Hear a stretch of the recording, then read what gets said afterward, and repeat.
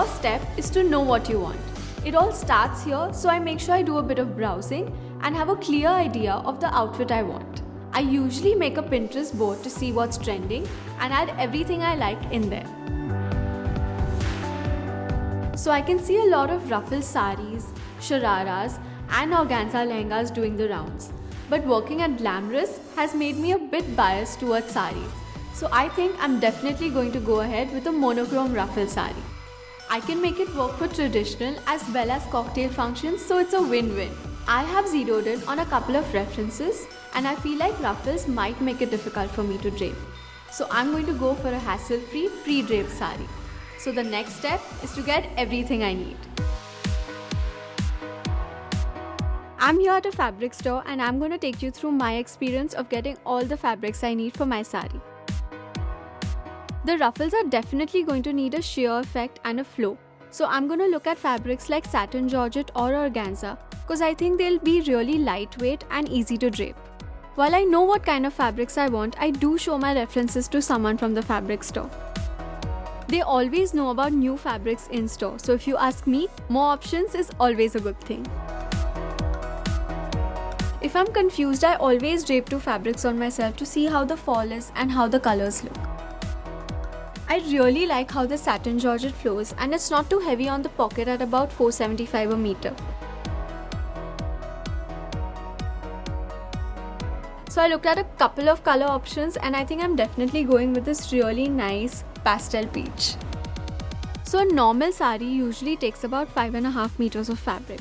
But since I want ruffles in mine, I'm gonna need a little bit more. I eventually ended up with about 7.5 meters of total fabric. Since I was going for the whole monochrome tall look, a blouse in the same color family was an obvious pick. It's okay to color match if the result is so awesome. A sleeveless blouse like I want usually takes a meter to make, so I feel like I can go for heavier or embellished fabrics. I love anything that glitters, so sequins are my go-to. I think I got everything I need and I can't wait to get all this made. I'm gonna go straight to my tailor. The three things most important in life are your career, your faith, and a good tailor. But if you're trying out a new one, remember to give him something that fits you well.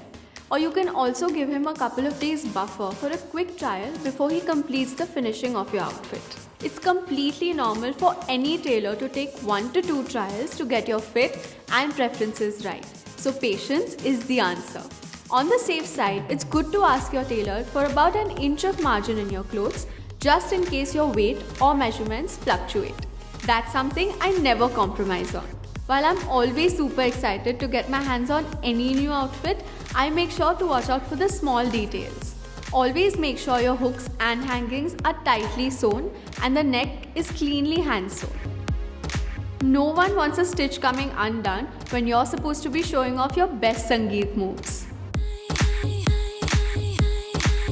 So here's my pre-stitched sari and there were a few corrections I had to make. I originally bought 7.5 meters of fabric for my sari, but I realized I needed a little extra and went back and got 1.5 meters more. So if you want a sari like this, remember to get 9 meters of fabric. But I'm really happy with the final look and I think it was totally worth it. The one thing that dealing with tailors has taught me is to always give them one clear reference picture so that no one's surprised or upset in the end. Whether it's a sari, a pair of pants or skirts, I always remember to keep a couple of clasps in so I can loosen them just in case I end up eating too much wedding food. I'm super particular about my blouses since the fit is really important, so I go big on the details. From the shape of the neckline to how deep I want the front and back neckline, I mention everything. Even little details like the piping at the hem or the drawstring at the back can go a long way to make your blouse look finished and well made. If you want a blouse with sleeves, make sure your tailor takes measurements of the length and width of where the sleeve will end, along with the round of your arm. If you're going for a non-padded blouse, you can always ask your tailor to add tiny bra strap holders on your shoulder to keep your straps in place. Now you know how to get something like that beautiful Sabyasachi outfit you saw your favorite celeb wearing without burning a hole in your pocket. So don't be afraid to go old school and get your very own customized outfit. Let me know if you want to see any more tips on making different kinds of outfits in the comments below. Until next time, stay tuned and stay glamorous.